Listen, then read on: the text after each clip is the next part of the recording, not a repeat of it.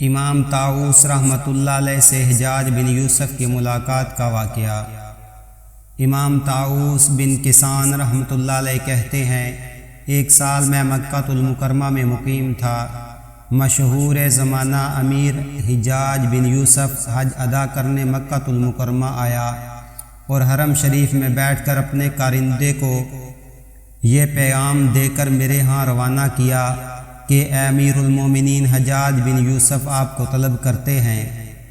میں نے اس کی طلبی قبول کی اور اس کے پاس آ گیا۔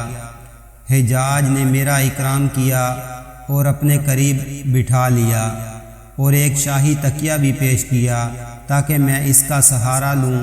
پھر اس نے چند مسائل دریافت کیے جس کو جاننا چاہتا تھا۔ اس درمیان ایک حاجی لبیک اللہم لبیک کہتا ہوا قریب سے گزرا، جس کی آواز میں کچھ ایسا ارتعاش و سوز تھا کہ سننے والے کے دل پھٹے جا رہے تھے۔ حجاج نے اپنے آدمی سے کہا، ذرا اس حاجی کو لے آؤ۔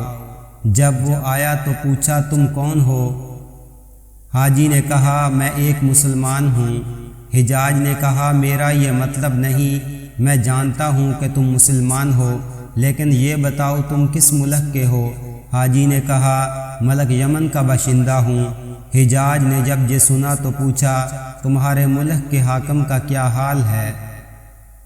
ملک یمن کا یہ حاکم حجاج بن یوسف کا چھوٹا بھائی محمد بن یوسف تھا، جس کو حجاج نے حاکم یمن بنایا تھا۔ حاجی نے کہا، وہ تر و تازہ فربا جسم خوش لباس نوجوان آدمی ہے۔ حجاج نے کہا، میرا سوال اس کی صحت کے بارے میں نہیں ہے، میں اس کی عادات و اطوار معلوم کرنا چاہتا ہوں۔ حاجی نے کہا، وہ نہایت ظلم و زیادتی کرنے والا، بندہ نفس، اپنے خالق کا ناشکرا، فسق و فجور کا شیدا انسان ہے۔ اس کو اپنی رعایا سے کیا تعلق، اپنی عیش و لطف ہی مقصود ہے۔ حجاج اپنے ہم نشینوں اور حاجیوں کے ہجوم میں حرم شریف کے اندر اپنے بھائی کا یہ مکروہ تذکرہ سن کر سخت نادم ہوا اور اس کا چہرہ شرم سے سرخ ہو گیا۔ پھر سنبھل کر کہا، اے شخص، تیری یہ جرأت کیوں کر ہوئی کہ تو میری موجودگی میں علل اعلان اس کی برائی بیان کرے، جبکہ تجھ کو معلوم ہے کہ وہ میرا عزیز بھائی، پسندیدہ شخص، باعزت حاکم بھی ہے۔ حاجی نے برجستہ جواب دیا، وہ آپ کے یہاں اتنا باعزت نہیں جیسا کہ میں اپنے رب کے سامنے باعزت ہوں۔ جب میں اس کے باعزت گھر کا طواف کر رہا ہوں اور اس کی ندا پر لبیک اللہم لبیک کہہ رہا ہوں اور فریضہ حج ادا کر رہا ہوں، یہ تلخ طنز و کلام سن کر حجاج خاموش ہو گیا اور وہ حاجی ہجوم میں داخل ہو گیا۔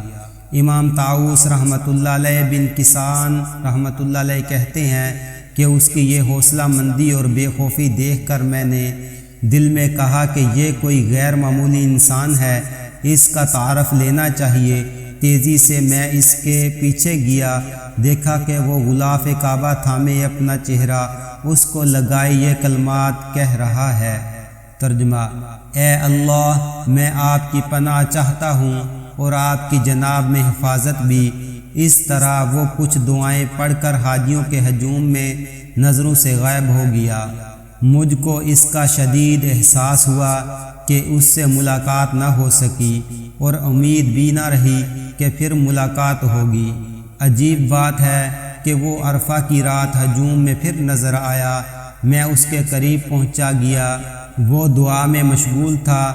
اس کے یہ کلمات میں نے سنے، اللہ، اگر آپ میرے حج اور میرے عمرے اور میری بیت اللہ حاضری کو قبول نہ کرے فرمائیں تو میری زحمت مشقت کے اجر سے مجھ کو محروم نہ فرما۔ یہ کہہ کر وہ شخص پھر ہجوم میں غائب ہو گیا اور میں ہاتھ ملتا رہ گیا۔